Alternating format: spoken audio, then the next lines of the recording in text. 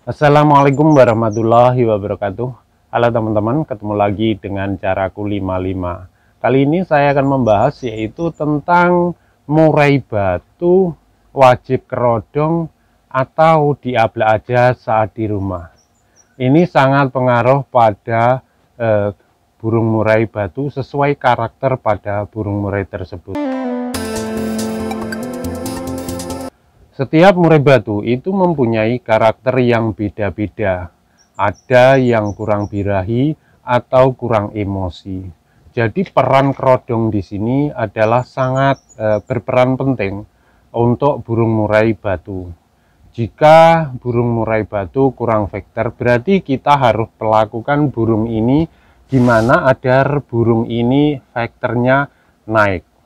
Dan jika kurang birahi, ini burung ini harus diperlakukan gimana agar menaikkan birahi tersebut. Ada seperti full kerodong, itu mempunyai tujuannya juga. Dan burung yang diablak itu juga mempunyai tujuan yang berbeda-beda.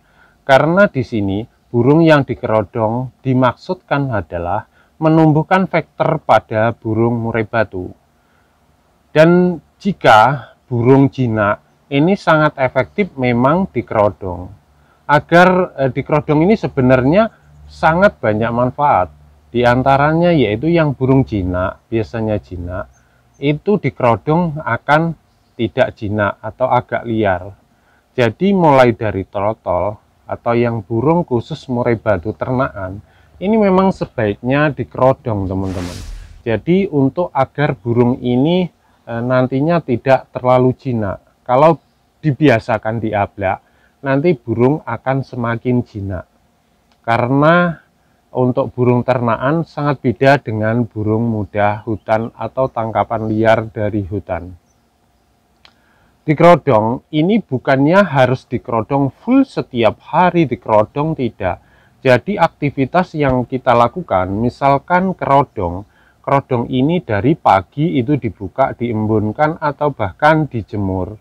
Ini bertujuan menghirup udara segar dari burung dengan luar kerodong. Jadi kalau terus dikerodong juga untuk kesehatan tidak bagus. Di sini biasanya saya mengerodong itu saat siang hari, mulai dikerodong sampai besoknya saja. Jadi saat siang ini saat sore itu dibuka, resletingnya aja dibuka, itu diberi pakan, tutup lagi, baru ketemu besoknya lagi. Ini agar burung ini vektor dan tidak jinak seperti itu. Dan untuk menyimpan power pada burung tersebut. Biasanya kalau burung ini dikerodong, ini vektornya akan tumbuh dan emosinya juga akan tumbuh.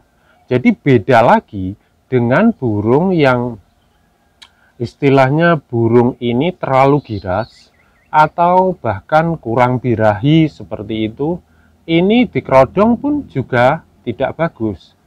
Jadi masing-masing burung itu mempunyai perlakuan berbeda-beda. Kalau tujuannya muda hutan itu biasanya kebanyakan yang saya alami itu diablak saat di rumah.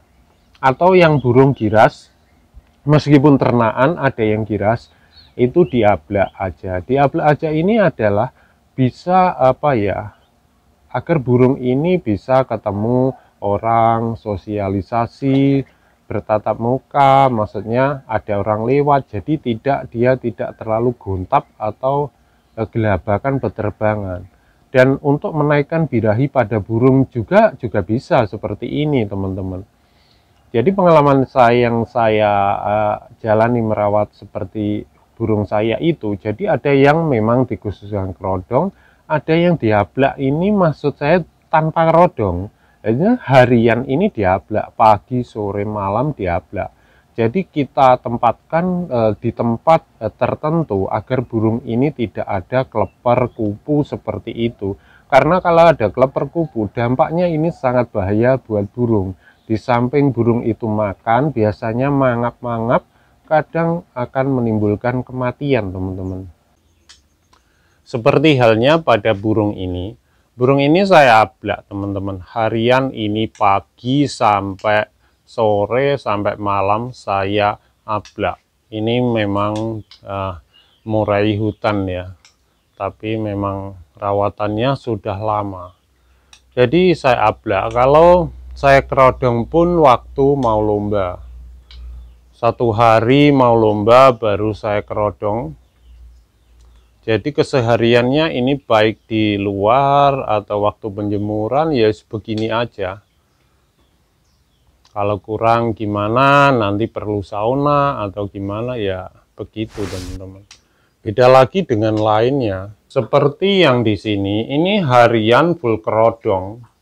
Ini tipenya agak dingin burung ini yang kerodong merah.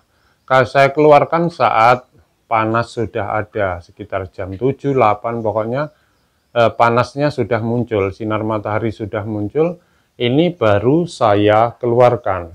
Beda lagi dengan yang satunya ini juga saya kerodong saat memang mulai siang. Ini tipe vektornya burung ini agak tinggi. Nah, seperti ini responnya cepat. Kalau settingan jangkrik pernah saya bahas di video saya sebelumnya. Ini hanya menggunakan 3 jangkrik pagi sore dan saya waktu lomba tinggal menambahkan EF lagi. Harian ini seperti ini, penjemuran cuma sebentar saja untuk burung ini. Kalau pagi saya embunkan bentar, baru nanti dijemur. Saya ini pengembunan tidak harus jam pagi-pagi bener ya, jam setengah 5 atau kadang jam 5 aja saya keluarkan, baru saya keluarkan. Karena kalau terlalu pagi nanti embun kurang bagus untuk kesehatan burung. Jadi ya simpel teman-teman. Jadi perlakuan ini sangat penting menurut saya. Mungkin dari teman-teman ya sudah tahu ya. Saya hanya membahas sekilas dari kerodong ini sesuai karakter gimana. Ada karakter vektor tinggi maupun vektor yang rendah. Kalau vektor tinggi sebaiknya mending diablak aja, diablak atau bahkan malam untuk menghindari kupu atau kleper di kerodong waktu malam aja.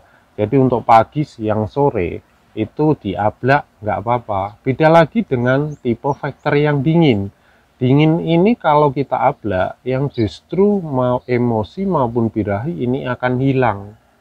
Apalagi yang vektor dingin sering mandi, ini malah akan mudah hilang untuk vektornya.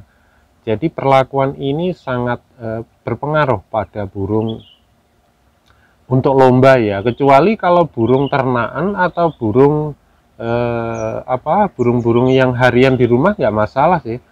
Mau dikerodong mau tidak itu tidak masalah, yang penting berkicau di jor jangkrik aja. Beda lagi dengan burung yang lomba. Menciptakan atau merawat burung lomba ini tidak mudah dan kita perlu harus mengetahui karakter burung. Jadi burung kurang gini harus kita lakukan perawatan yang begini. Gitu aja teman-teman dari saya, semoga bermanfaat.